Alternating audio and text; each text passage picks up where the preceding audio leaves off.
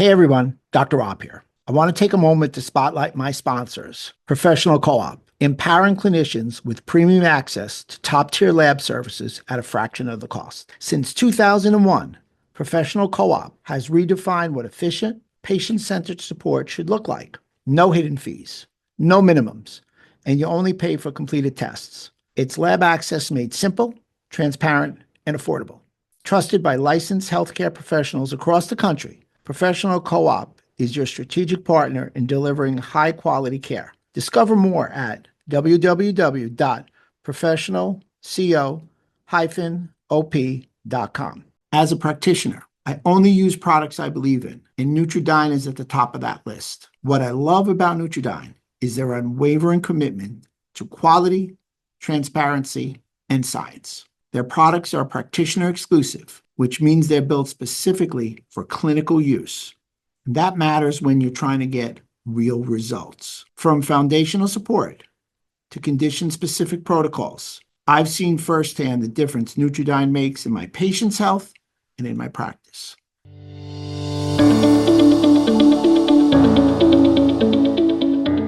Hey everybody, Dr. Rob Silverman here, Proven Health Alternatives. I have award-winning international speaker, two-time Amazon best-selling author, Dr. Titus Chiu. Doc, pleasure to have you. Yes, it is a pleasure to be here, Dr. Rob. Thanks for the invite. I'm excited for you to share some true knowledge bombs on the brain, most predominantly concussion. We know each other. We've met each other at multiple symposiums. I've seen you lecture. You've seen me lecture. I'm Mhm. really stoked to share some of your insights. So let's just get to it. Why do you do what you do, man? What's your why? Yeah, man, over 20 years ago. Wow, actually now it's 22. I was in a terrible car accident that nearly took my life. On my way to work and I was hit by a car, flew off. I broke three ribs, dislocated my shoulder, Man, and although I didn't know it at the time, sustained a concussion. wow. So, yeah, it was brutal. Everything I did, I ended up, thankfully, I survived, but I ended up with chronic body symptoms and brain symptoms. And so I tried everything I could within conventional standard medicine, but it just didn't cut it. So I decided to go outside the box. I went back to school. I got a postdoc in clinical neurology. I got a master's in nutrition. I studied functional medicine, even things like chiropractic, acupuncture, energy medicine, anything I could get my hands on to find answers. And I'm so glad that I did, because along the way, after many years of trial and error, I would experiment with all the things that I learned in seminars and at school and reading books, listening to podcasts, tried everything, and some things worked, but some things didn't. But I didn't give up because it wasn't just a matter of knowledge. And I mean, don't get me wrong, I actually enjoyed learning, but it was a matter of survival. And so after many years of tinkering with my own brain, I was finally able to fully recover from my concussion. And so thankfully, through that whole process, I began to share these breakthroughs with my patients, and they started to get better too. So I knew I was onto something. So There you go. that's why I do what I do. That's great. So many people have come on the podcast and really spoken about their own personal Mm, plight, if you will, injuries. I went into chiropractic because of my congenital injury. I wanted to help people the way I was helped. So it's mm. truly compelling to hear. Unfortunate for you, unfortunately, fortunate maybe that you had Yeah, this exactly. concussion. I don't wish that on anybody, but when I look back on it, it was actually one of the best things that happened to me, because the trajectory of my life, I was kind of just floating through life, not really passionate about anything, just kind of figuring it out. And after that car accident and my experiences with natural medicine and all these amazing things, and my ability to then be able to share this with millions of people throughout the world and working with thousands of patients over the years, yeah, I actually feel like it was a blessing in disguise. You made a really good point early on that you hit your head and you didn't realize that you had a concussion. No pun intended there. And Mm, I think that's so commonplace. And we're definitely going to cover that. We're going to get into the idea of myths. And that's one myth I know that you want to cover. But yeah. what's interesting is I think you really spoke about the idea is what is post-concussion syndrome? What is this calamity of errors? What is this set of symptoms? Yeah, so post-concussion syndrome, it's the sequelae of untreated, improperly diagnosed concussions. And so what a concussion is, it's a blow to the nervous system, the brain. When you have an injury to the brain, you sustain a concussion, and it's a physical trauma. But what ends up happening if the brain doesn't heal, and usually there's like this 3 month mark, that's what we call post-concussion syndrome. And the thing is, there can be so many different symptoms as a result of that because the brain and the injury are unique. I liken it to like a fingerprint. It's like when you have a trauma, like a physical Wow. trauma, like a concussion, there's like a specific fingerprint that happens not only to your brain and nervous system, but it can actually spill out and cause issues all throughout your body. And so there's physical symptoms like headaches, light and sound sensitivity, balance issues, dizziness. A very common one I see is actually what I call motion sensitivity. A lot of my patients, when they're out at the supermarket and they're walking down the aisle, pushing their cart along, that visual motion sensations, the stimulus, it triggers them. Or if they're out in a crowded area with a lot of movement, there's people everywhere, they start to feel nauseous or dizzy. So those are some examples of physical symptoms. But in addition to that, there could be mental symptoms like brain fog or Mm. brain fatigue, and sometimes even mild cognitive decline. In some situations, I've seen that. And finally, there are the emotional symptoms. There could be anxiety. That's a very common one. Work with a lot of patients who, prior to their concussion, they told me, you know, I've always been somewhat anxious my entire life, but after that concussion, Mm. it's like totally unmanageable. So there's anxiety, there could be depression, there can be anger issues, and there can be irritability. And the interesting thing is, a lot of times, those actually aren't psychological in nature. It's this neurobiological trauma. And the way to heal that, you have to look at the underlying root causes, but in all three categories, both physically as well as mentally and emotionally. Wow. So to recap, post-concussion syndrome is a set of symptoms that can persist for a duration of time. You said about 90 days. Some of the signs and symptoms are dizziness, fogginess, feeling detached, really sensitive to light and noise, Mhm. nausea, fatigue, blurry vision, headaches, loss of memory. You Yeah, know, you name it, like it's across the board again because it's that unique fingerprint. But to be clear, the post-concussion syndrome, as opposed to just a concussion, once you cross that like 3 month mark and you're continuing to have symptoms, that's what we call post-concussion syndrome. Some people call it persistent concussion symptoms. It's the same thing though. At the end of the day, it's these underlying symptoms that persist. And the interesting thing is actually rather an alarming statistic is that 70% of people who have concussions, they heal within a couple of days or even weeks.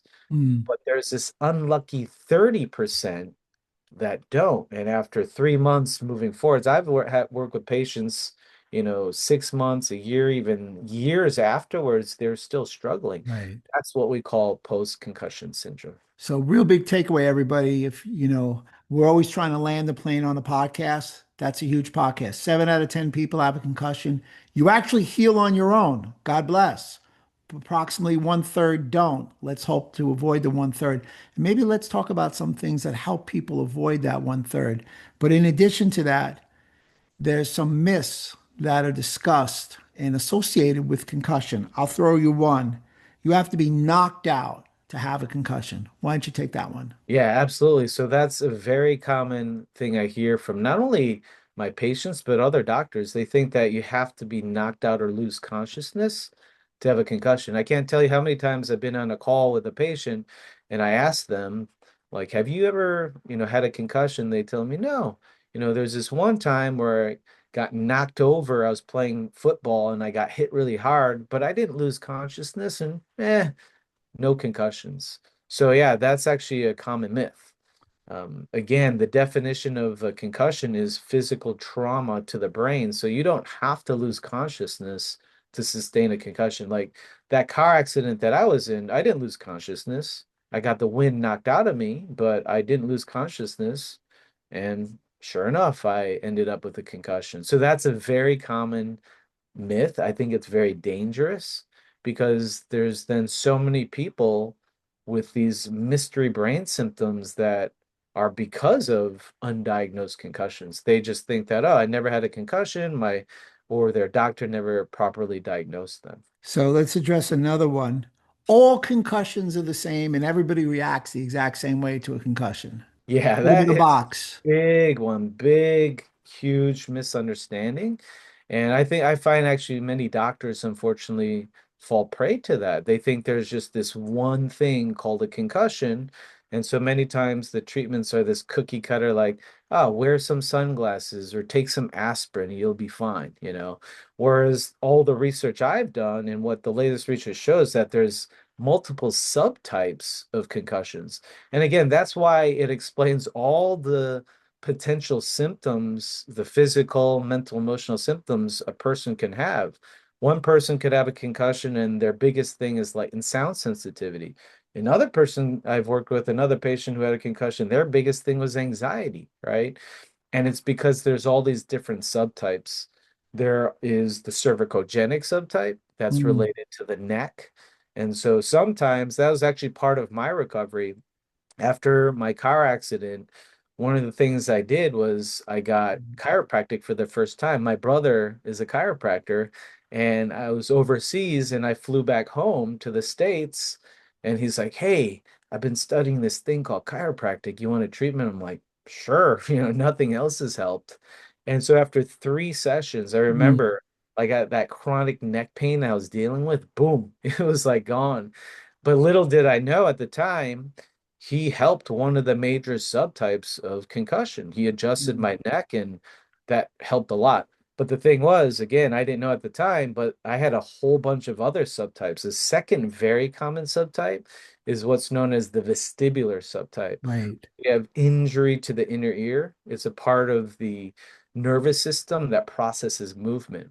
And so when it's working, you have a good sense of balance. You just feel grounded physically. But when it's not, you can end up experiencing vertigo, you can have dizziness. And a lot of patients I work with who they might have a vestibular imbalance or injury, but it's so subtle. And so what they tell me, they're just like, yeah, something just doesn't feel right. And they'll usually kind of like motion around their head. They're just like, I feel off, but I really can't describe it. And every time they describe that to me, I'm like, I know exactly what you're talking about because I've experienced that before. So that's a very common one, right? We have the cervicogenic, aka the neck or even the Mhm, whole spine, I find. Number two, we have the vestibular. There's another common one is the visual, where mhm, it's part of the nervous system called the oculomotor system that controls eye movements. And it's not about visual clarity, it's about the stability of your eyes. That's actually a very common area to be injured after a concussion. I mean, the list goes on and on. That's the point. There's the inflammatory, there's the limbic. I find that there's even like full body where we bring in the digestive system, from a concussion or head trauma triggering something we call leaky gut that becomes mm. this vicious cycle of inflammation in the brain, leading to inflammation in the body, back to inflammation in the brain. And until we can break that vicious cycle, people will struggle. So yeah, that's a very common misconception is that there's just one type of concussion. But the good news is when you can identify the specific subtype that you have and you get the right perfect matching treatment, healing is possible. I was able to do it. I've helped thousands of patients over Great the to hear. years and many other people struggling out there. Yeah, just know that there's hope. Yeah, and I want to emphasize a couple of things that you said. Chiropractors maybe we're biased, are excellent choices if they're trained appropriately Hmm. for post-concussion syndrome. They're also excellent at helping to prevent concussion. We'll talk about that a little bit. In addition, there's a myriad of different types of concussion. And maybe the biggest takeaway for me is that 6 out of 10 people who have a concussion do have a gut problem, whether it be leaky gut, like you said, and or small intestinal bacterial overgrowth. Now, with the So vestibular common. system, yeah, it's super common. Yeah, I see So, SIBO so often after concussion. It's like I have whole protocols out there, and they're all personalized. But yeah, that's one that I pull up a lot when I'm mm, working with patients with concussion. That was actually part of my journey too. right. So for me, if you have a concussion and you go to a practitioner and they don't address the gut, they may be missing that bidirectionality that we so importantly need to address. You Absolutely. mentioned the vestibular system. So this myth will fit right into that. Rest is your option, and you should only rest post concussion. I said rest, not sleep. Yeah, that's probably one of the worst advice pieces of advice out there. Now, don't get me wrong, like after the initial injury, the brain will put you in the state of the recovery mode, right? It's where it starts to shut down to allow you to recuperate and heal. And so I think it's important to listen to that. But yeah, research shows that after the initial few days, the sooner you can get back to your normal activities, the better. But the caveat is you want to make sure that you don't overdo it Mhm. because when you have a concussion, right, what ends up happening, like as you're going through your normal day and you have a healthy brain, the majority of the energy that is being produced by the food you eat is being shunted to help you function, right? But then when you have a concussion, it's a completely different animal. You're in this recovery mode. And then all of a sudden, a lot of the energy needs to be shunted to recovery. So I have a lot of patients who they had a concussion and they're maybe doing the same level of activity and they're eating the same amount of food and they're struggling. They're just like brain fog and brain fatigue. Mm. And sometimes something as simple as taking little mini breaks or eating more high density, nutrient quality foods, that'll help them get through their days so much better. So yeah, it's really important that you don't want to overdo it with rest because, again, research shows the sooner you could get back to your normal activities, but in a graded fashion, not like jumping right back in, the faster your recovery. But then the flip side is one of the biggest mistakes my patients make is they think they're able to do all the things they were able to do before their concussion, right? After the concussion. And eventually they can, but they jump in too quickly, end up overdoing it. And it's like they take one step forward and five steps back. So, yeah, it's really important to walk that fine line and be aware if you've had a concussion, you're having symptoms, you're in a recovery mode. So you have to honor that. But at the same time, yeah, it's not good to just stay home and not engage in life whatsoever. Right. The data does indicate in most instances, like you said, to get moving post concussion, not all. Concussion, to reiterate what you said, is essentially a mismatch between demand and supply of energy to the cells. Body's all interconnected. Cells struggle to operate at normal efficiency. Energy problems happen. Different systems in the brain can be decompensated. And that decompensation of certain systems are truly exemplary of concussion. Mm, That yeah. being stated, do you have to have symptoms? And I know we covered this, but we really want to make this a poignant point. Do you have to have symptoms to have a concussion? Oh, no, absolutely not, because there can be an inflammatory process, but that's actually what happens. When you have a concussion, you have a physical trauma to the brain, but that triggers a chemical insult. It's what we call neuroinflammation. There's Mm, inflammation within the brain and nervous system where your microglial cells, the immune cells that reside within your nervous system, they go into high alert, triggering this massive alarm reaction.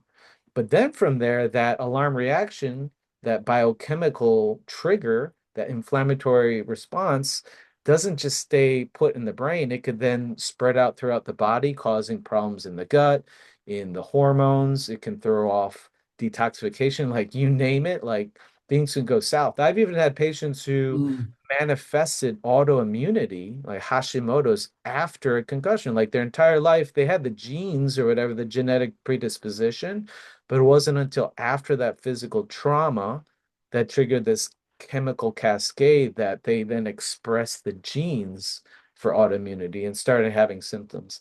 But then from there, not only is there's this chemical insult, then within the nervous system, what we call the autonomic nervous system, which Mm, consists of the sympathetic fight or flight response, and then the flip side, the parasympathetic rest, digest, and heal.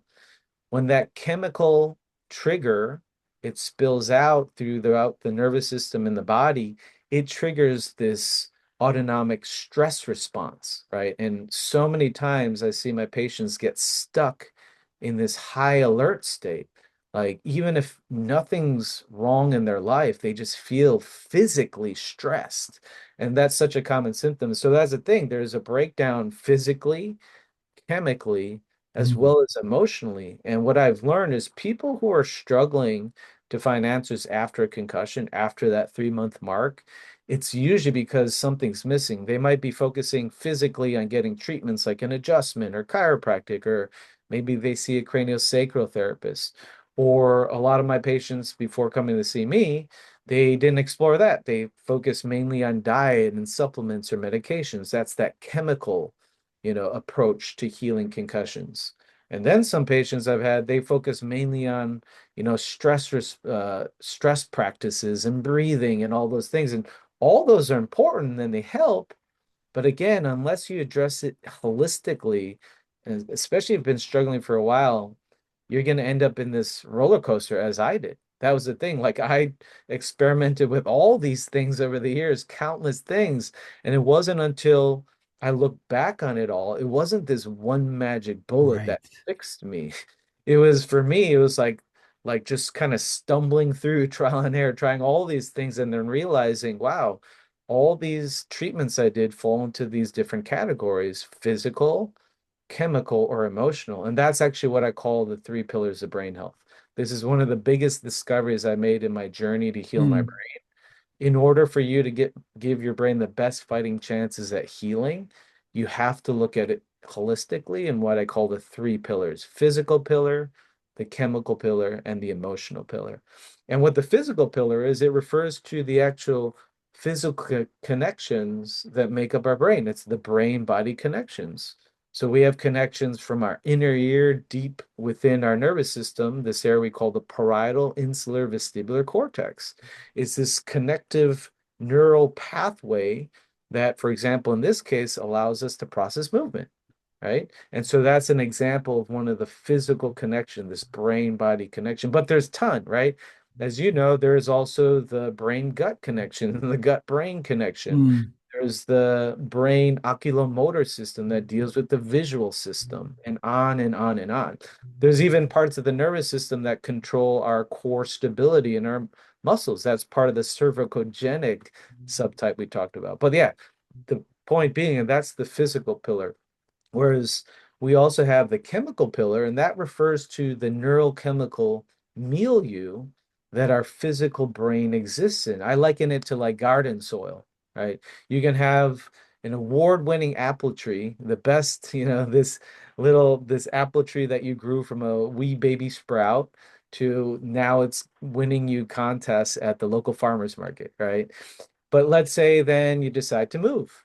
But little did you know that the house that you moved to, the soil in the backyard was devoid of nutrients, full of pathogens and toxins.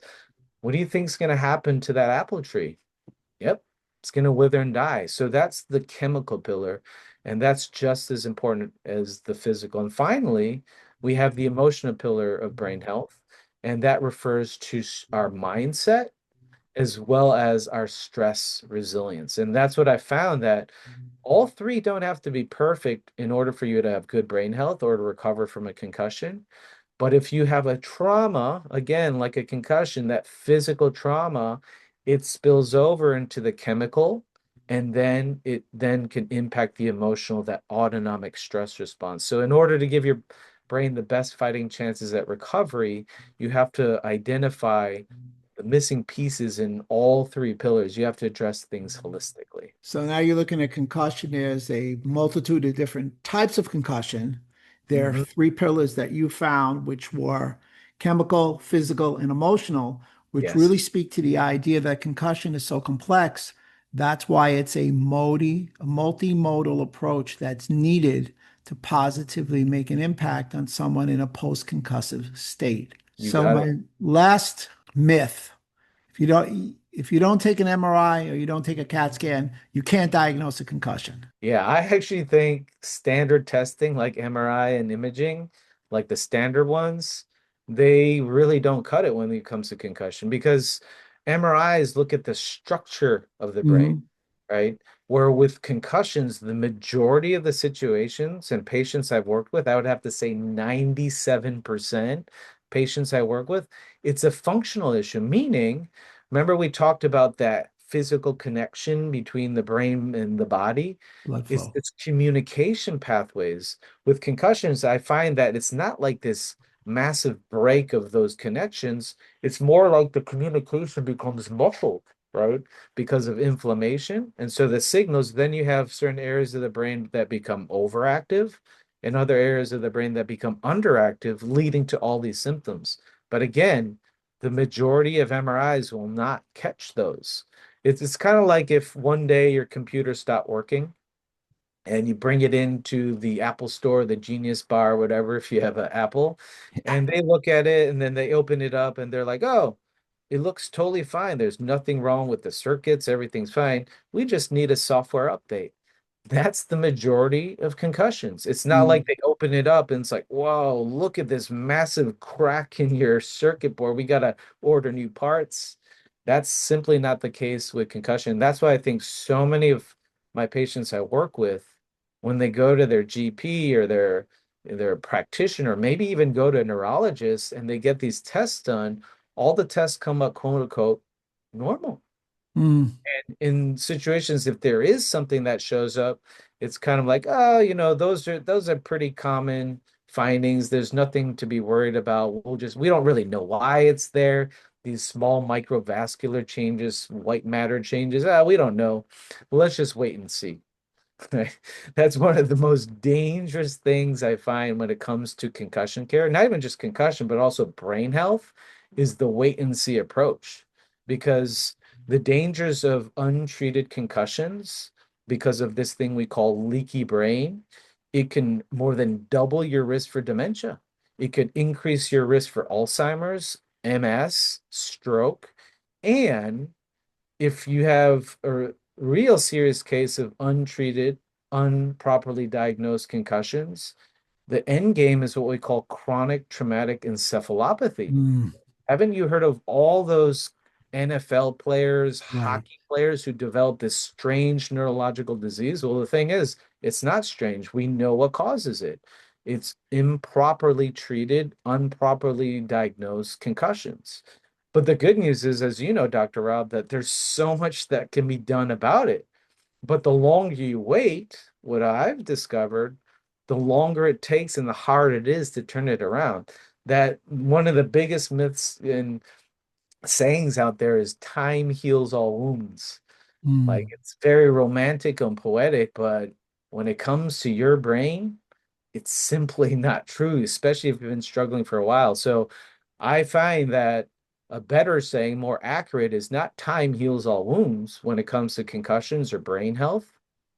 Rather, time is of the essence. And the sooner you can get the treatments that you need, the better your chances at a full recovery. Time is of the essence. I believe that in life in general, but really, again, exemplary of the brain. Great Absolutely. takeaway. I can speak to treating a lot of concussion patients as well in that structural MRI. If they have a structural problem, they have a much bigger problem than you and I can help, and they may need to speak to somebody that's at a floaty level. That's a problem. They should get a functional MRI. So, one thing about Alzheimer's, and I know we'll segue into that, is that post concussion can bring on Alzheimer's 9 years earlier. So, there's a direct tie in between the damage, and of course, we're going to get into that famous blood brain barrier. But I'm going to hit you with something now. We call it rapid fire. You're from California, I'm from New York. So, now you've got to give me concise answers. Just for I'm actually concussion. from Chicago, so but the California slower vibe, I'll do my best. All right, see what you can do. Chicago, let's see if you can blow some wind Yeah. then. Here we go. Blood markers for concussions. Would you test for tau proteins? Yes, I would, especially if there was a concern for like a family history of Alzheimer's or dementia. Absolutely. NFL, neurofilament light, Yes. UCH-L1, Yeah, the research is still out there, but that's a biomarker that shows some promise. GFAP for astrocyte injury, Absolutely. Of all of them, the ones at least you just mentioned, specific to concussion, yes. interleukin 6, Absolutely. Yeah, looking at inflammation for sure. blood-brain barrier test, if you have one that you like, Oh, yeah, absolutely. and of course, a gut barrier panel. Yep. Yeah. So those are all kind of like baseline tests. Again, some of the things that you mentioned earlier are more for people, especially like the first one, the tau proteins. If you have a family history of Alzheimer's or dementia, you've had a concussion, you start to have symptoms of memory loss, that's concerning. I would take that seriously. And yeah, the good news is there's these more advanced, newer biomarkers out there that can assess your risk for dementia. But a lot of the other ones that you mentioned, yeah, absolutely. Like the GFAP, that's really important. And the blood-brain barrier proteins are really important. Like S100B is a really good one. But the problem with S100B, as you know, is that it has a very short half-life. So it's like unless you're getting diagnosed, like if you in the moment, within a few hours, the levels of the S100B will drop. So that's why the S100B test I do is an antibody test, because then you can Mm. measure it after the fact and give you a relative risk for, again, what we'll talk about in a little bit, the leaky brain. So it's fair to say that blood tests are very diagnostic for concussion and certainly a choice if you go to a qualified practitioner. Yeah, but as I said before, it's just one piece of the puzzle because everything we Mm. just described in the three pillars, it's just that one pillar. And that's where I find a lot of my patients go wrong. Like they'll go to practitioners who are like the best in the world at the chemical pillar, and, for example, like some examples would be functional medicine doctors or nutritionists or naturopaths. A lot of them, that's their bread and butter, right? They focus on that biochemical piece, and that's important. But the physical pillar, there's no way you can diagnose a vestibular disorder with any of those tests we just described. We can assess for integrity of the blood-brain barrier. We can assess for damage to astrocytes and neuroinflammation. But how can you ascertain what's happening physically? You need to get an advanced neurological exam. And so that's the physical pillar. So the framework that I laid out, it's not just theoretical, it's very pragmatic because there's different tests for each pillar, and then there's different treatments. For example, the emotional pillar, yeah, I'll run like a cortisol test looking at that cortisol awakening response, stress hormones throughout the day. I'll look at things like heart rate variability to see what's going on with the autonomic nervous system. We want to get a 360-degree look at what's going on with the person's brain and body. That's why we get the results we do. And that's why my patients are so successful, because we take so much time up front figuring out where we're going before we take off, right? Haven't you heard that saying like Mm. there's like research, they actually did research on this. If a plane is 5 degrees off its coordinates when it takes off, especially if it's an international flight, it could end up in the wrong country, right? So Wow. we like to do 360 analysis doing advanced blood testing, urine testing, stool, saliva. And then, in addition to that, we look at the autonomics through heart rate variability.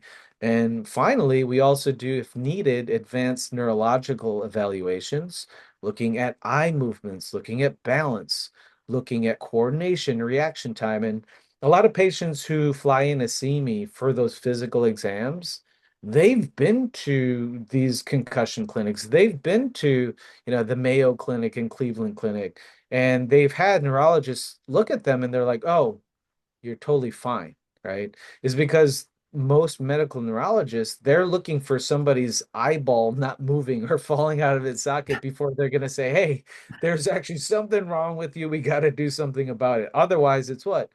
Nothing wrong. You're totally fine.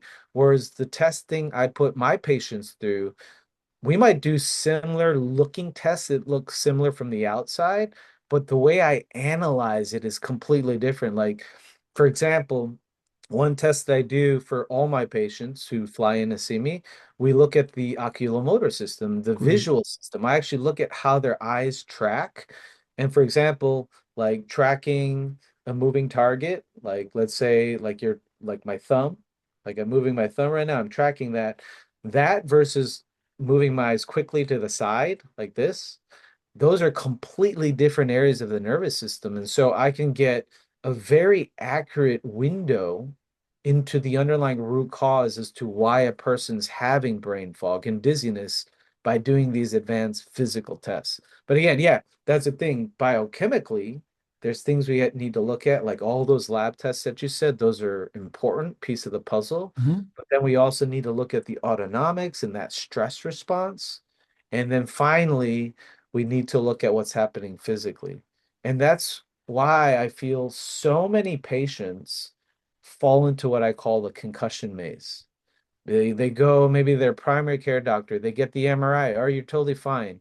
So then they start to go outside the box like I did. They go to a chiropractor, they get an adjustment, they might feel better, but then they end up, crashing a few months later because that inflammatory piece was missed. Nobody diagnosed the leaky brain and the leaky gut, right? So they get that piece of the puzzle fixed, and then they're not crashing as often, but nobody ever taught them the importance of boosting their stress resilience, right? Mm. For the long term. I had to learn that the hard way. All those things, the physical, the chemical, and the emotional, have to be tested for. And then you have to get the right treatments in order to give your brain the best chances at recovery. I'm with you on your three pillars of brain care. That's a kumbaya without question. Uh, love the explanation of the visual. So let's tidy that up. Let's say the testing the visual system is the window into the functional medicine world, so you can really ascertain your root causes resolution. The actual physical functional neurology world, yeah. So Okay. as Leonardo da Vinci says, the eyes are a window into the soul. Dr. Chu says the eyes are a window into the physical nervous system. Outstanding. So I'm going to set you up. We know that inflammation continues to damage the blood-brain barrier and brain cells. Brain injury, disruption of blood-brain barrier, leading to chronic ongoing brain inflammation and ongoing brain damage from a leaky blood-brain barrier. Mm. If you take care of patients, this is for you now, with a head injury, you must assess and treat the blood-brain barrier. Yeah, absolutely. Especially, as I said, if my patients have been struggling for like months, if not years, and they're in this up and down roller coaster. So I had found that the leaky brain and the blood-brain barrier, it's one of the most important yet under-recognized root causes when it comes to poor concussion recovery, you know. And just like you, like we are part of a small community Hmm. researchers and clinicians that are at the forefront. But I was shocked when when I dove deep into the blood-brain barrier, I was shocked at how many other doctors, especially many medical neurologists, don't know about the blood-brain barrier. It's unbelievable. Because not only as I went through this whole journey, my own personal journey of recovery, but also helping patients. Like in the first book I wrote, it's like this kind of tome for people who have had concussions. And it's all about like helping people get back on their feet again. It's like some initial steps. But what I found is a lot of the things that I talk about in that book, I had some patients that, just like I described before, maybe they went to a chiropractor, maybe they got vestibular rehab or craniosacral therapy, which is all these physical treatments, but they were stuck on this roller coaster where one day they'd feel good, the next they feel horrible. They feel brain foggy and sluggish and fatigued, and they would have no idea why. And so I discovered that one of the most common causes for that is a breach of the blood-brain barrier, aka leaky brain. And so that's why I wrote my second book. It's just like, wow, nobody is talking about this. And when I further went deeper into this blood-brain barrier, I learned that not only is the blood-brain barrier, or aka the leaky brain, an obstacle to concussion recovery, it is the gateway for virtually all chronic neurological disease, Mm. all brain diseases. it was like I opened Pandora's box. I'm like, oh my God, people need to know about this because it's that important. So yeah, so the blood-brain barrier, as you know, it's this single cell layer that Hmm. surrounds our cerebral vascular system, our blood vessels to the brain. And its main function, two function, it provides protection and selective passage, meaning it protects our nervous system from things that shouldn't get in, things that already actually are in our bodies, floating through our blood stream, right? Our arteries and whatnot, like floating through things like toxins, things like bacteria, things like viruses, even undigested food particles, like from foods that are not fully digested, our own immune molecules, right? Like those things should not enter the nervous system because the nervous system, for the most part, is a very regulated and sterile environment. There is some research showing that there is some level of the microbiome, but that's a different conversation. But for the most part, yeah, the nervous system is very sensitive. It's our most precious and sacred organ. And so things that shouldn't get in are kept out. And that's one of the functions of the blood-brain barrier, the single cell layer. The other function, it allows for things that should be in to get in. So things like nutrients and oxygen, and it allows for things that should get out. So toxins that build up in the brain, they should be then detox by way of this blood-brain barrier, specifically the aquaporin channels found on astrocytes. If we're going to nerd out a little bit, Yeah, that's let's part go of for it. that Love whole, it. yeah, that's whole part of the blood-brain barrier. Point being, this thing is so important because if you have a toxin or you have a bacteria or a virus that penetrates and gets entry into your nervous system, into your brain, all heck goes loose. Those microglia we talked about a second ago, and the astrocytes, these glial cells, kind of like these protective cells of our nervous system, they go in a high alert, triggering massive inflammation because the inflammation is there to help neutralize the threat and also to help with the healing response. That's the thing, that's what inflammation is for.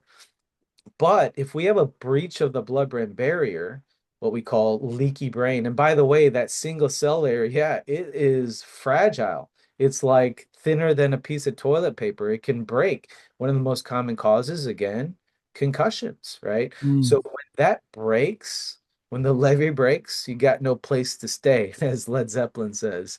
And so like when that breaks, then these molecules, these inflammatory molecules, these viruses, these toxins could gain entry, triggering a massive alarm reaction within the nervous system. But then if that alarm reaction doesn't shut off, what was once a healing signal, aka the inflammation, becomes a danger signal. And then again, it becomes this vicious cycle.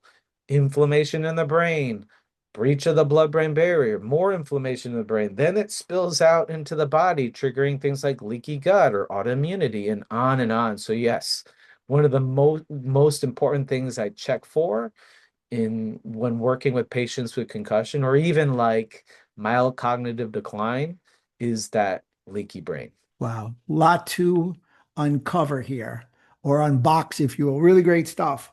So for the nerds, acuporins are water channel systems. Astrocytes are astrocytic end footings. They provide structural support to the blood-brain barrier. So I'm officially a geek with you. Uh, the two systems that are dysfunctional with the blood-brain barrier are the fact that neurotoxins are allowed to pass the blood-brain barrier, causing Mm. a cascade. You know, when you look at leaky gut, it gets through the gut, it gets into the bloodstream. You have an opportunity to attenuate or ameliorate it. Hmm. Once it gets past the blood brain barrier, which is the bouncer to the club, which is Yep. your brain, you're kind of screwed because the only thing it has there to attack is brain tissue. And lastly, really good point, a dysfunctional blood brain barrier does not enable nutrients, energy, food to allow the brain to function. Hence, how many people out there say, I suffer from brain fog? Yeah, You one of the just gave most a common, description. yeah, clues of leaky brain is brain fog, brain fatigue, memory issues. I see a lot of sleep issues. I find that people become very sensitive whether sensitive, like I said, to lights or sounds, to motion, sensitive to chemicals, or sensitive mentally or emotionally, right? They crash. And I usually find, especially with the leaky brain, it's kind of like, again, what I described before, it's like this roller coaster. It's not necessarily they feel like terrible all the time. If they do, that maybe they have a really big breach of the blood-brain barrier, but it's like they feel good sometimes, they feel terrible others, and they don't know why. It's like this up and down roller coaster. That's what I experience. That's one of the most common clues I see for a leaky brain. So there's something called diminished brain resilience syndrome, which is much more prominent in my generation, your generation, because you're a few generations behind me. Lucky for you. But what's interesting is why are we getting so many more compromises in the blood-brain barrier now than in my dad's era? Gerald Ford, former president, said that he lost his balance because he played football without a helmet. Mm, So totally different genre than now where they have all the padding, if we could use that as an example. mm. So just address the changes in the environment, lifestyle that are adversely affecting the blood-brain barrier. And then we're going to have our Pierre resistance, if you will. Yeah, so I mean that's the thing. It's so many environmental triggers these days, like toxins and poor quality nutrients, processed foods, stressful lifestyles, disconnect from community, loneliness even. Like all these things have a huge impact on our brain health. Did you know? I actually did I found this study that they did a study on loneliness. They found that people who identify as lonely increase their risk for dementia by guess how much? Think it was like 50%. 47%, something Wow. insane. Yeah. So it's all these things like being disconnected in society. Like we think we're connected virtually, having all these technologies. That's great and convenient, but yeah, community is so important. But yeah, that I think there's just so many different things. But the good news is what I've learned is we can still carve a path of health for ourselves, for our family, for our future, for our communities. And it starts by identifying what are the things, the blocks to your health, right? When you can identify what those root causes are and address them, even though in modern society the cards are stacked against us, my philosophy is focus on what we have the ability to influence, let go of the rest. So interesting that longevity is the conversation piece. It always comes up on the podcast. Acquiring a concussion decreases your longevity. Mm. So I think you've made a great case on how important it is to address a concussion, the proper way to diagnose a concussion, the different modalities, multimodality. So let's hone in on a couple. Basically, Yeah, let everybody absolutely. know how to fix a concussion and give me your nutritional emphasis. Yeah. And the thing is, I want to really bring this up because you brought up a very important point. It's like longevity, dementia, CTE, all these like scary things like dying prematurely. They are associated with concussions, but Mm, I believe they're associated with undiagnosed, improperly treated concussions. there you go. Like that's the thing is healing is possible. Like when you can identify what these underlying blocks are to your healing, that path that you might be like heading towards of dementia, even if you have a family history of that, we can shift that trajectory, right? I have a family history of that, and I know through all the work I've done on myself for my own health, I have moved that, ship out of harm's way. Fingers crossed, right? Right. A lot of the things that I not only experimented with to recover from my concussion, but many of those practices, not all of them, but like the big leverage points, the practices that make the biggest, needle movers for me, I continue with them every single day. So yeah, some things we'll go back to like what you brought up though. When Hey, it I'm comes going to to interject because I think there's one big point before you gave him the answer, in that I'm sure you're going to piggyback on this. People come in and think, well, I had a concussion 10 years ago. There's nothing I can do about it now. yeah. So I'd love you to address that because that's one of the most common answers. What can you do now? Yeah, there's so much you can do now. I mean, many of my patients, they say the same exact thing. It's like this happened years ago. There's nothing I can do. No, that's not true at all. Sometimes it could be something as simple as a chiropractic adjustment. Maybe you have the cervicogenic type. It could be that we need to do some specific eye exercises for your visual vestibular system. Maybe you have a leaky gut that you haven't diagnosed yet, and all we need to do is heal the gut. So there's so much you can do. Never give up. That's the point. Just never give up. The sooner you take action, the better, but there's Always. always hope for healing and recovery. So yeah, going back to what you brought up though, there's things we can do, like specific things. I know we talked a lot about, you know, all the ins and outs of concussion, but there are things that you can do. Some of the most powerful things that I see as a foundational starting point are related to that chemical pillar, nutrition, as well as the smart use of supplementation. So I find when it comes to concussion recovery, there are foods to eat and there are foods to avoid. So foods to eat, you want to eat more high quality meats and proteins. That's a thing. Like I find that vegan diets kind of like one of the worst diets for concussion recovery. No offense to vegans out there. This is not a political statement or but I'm just saying when you look at the science of it, when the brain is injured, it needs high quality nutrient dense foods. And one of the best sources are animal proteins and fats, right? That being said, so yeah, foods to eat, high quality clean sources of proteins, high quality fats, so things like avocado, coconut oil could be really good. Extra virgin organic cold pressed olive oil is really nice. Just drizzle that on your salads. Even take a teaspoon of it a day in the morning and evening. So those are some things to eat more of. And in addition to that, eating from the rainbow. So different what we call polyphenols. These Yes. are these plant compounds that are protective not only for the plants, but for the animals that consume them. And they're powerful natural anti-inflammatories. So things like blueberries or arugula, or things like drinking green tea. You have the Abigail catechin gallate, the EGCG. You from broccoli sprouts. Broccoli sprouts have massive amounts of what's known as Yeah. sulforaphane that has been shown to help not only heal the blood-brain barrier, but also to be protective of the blood-brain barrier. So Correct. yeah, eating from the rainbow, those are the things you want to eat more of. Now, the foods to avoid, you want to avoid highly processed foods, obviously, trans fats, cut down on your seed oils, and you also want to avoid high levels of sugar. In addition to that, most people have food sensitivities, as you know, Dr. Rob. What I find, though, very interesting, a lot of my patients who have had concussions, they'll be like, Dr. Chu, I've never had food reactions before. Why do you think I have food reactions now? I'm like, well, because now after your concussion, you have a breach of your blood-brain barrier. Mm. Now those food reactions are able to get into your nervous system, causing your brain fog, your anxiety, your headaches, your light and sound sensitivity. So that's the thing. I find a lot of people prior to concussions, they might have like minor food sensitivities, but mainly causing like digestive symptoms or maybe a little aching joints.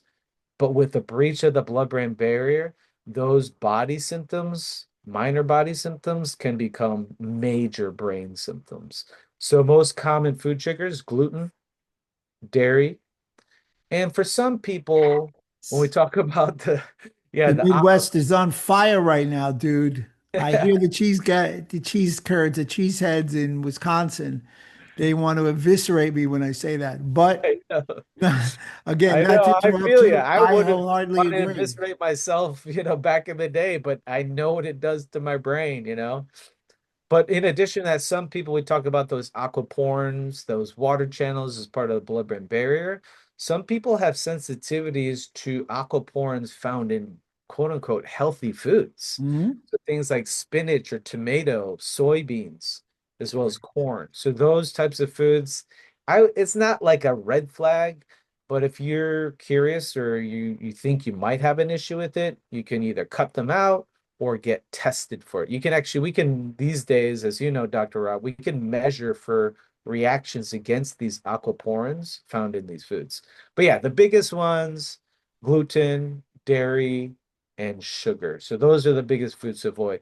Now, when it comes to filling in nutrient gaps in your concussion recovery phase, there's five that I recommend. Number one, specialized pro-resolving Yes. mediators. Love it. My Yeah, we're on the same fab. page. Yeah, so SPMs are so important because they help clean up that inflammatory mess without, at the expense of brain function. So yeah, SPM is very powerful natural anti-inflammatory. Number one, creatine, monohydrates, really important Yep. too, to give your brain the extra boost of energy. In fact, there's some research that shows that people who have headaches post-trauma, creatine could be a really good supplement in that recovery. Number three, I talked about it before in terms of the food, but polyphenols. You can actually get high dose of these powerfully natural anti-inflammatory compounds. So things like curcumin, resveratrol, one of my favorites. I take that every single day. Really good for, again, longevity as well and anti-inflammation. Sulforaphane, as we mentioned, that's a really good one to take too. So yeah, there's a bunch of these. You can get them in specialized formulas that has a bunch of different ones. And sometimes that's a good fit. Sometimes I find for my patients, they're doing like one pure form of curcumin, for example, at a high dose is better than a whole formulation. Everyone's different. So that's a third one. The fourth one is to help protect the blood-brain barrier through that further damage to break that vicious cycle. So I like to use either alpha lipoic acid for that or glutathione. I do find that some people, especially who have maybe they have a toxic load or toxic burden, whether it's mycotoxins, whether it's heavy metals.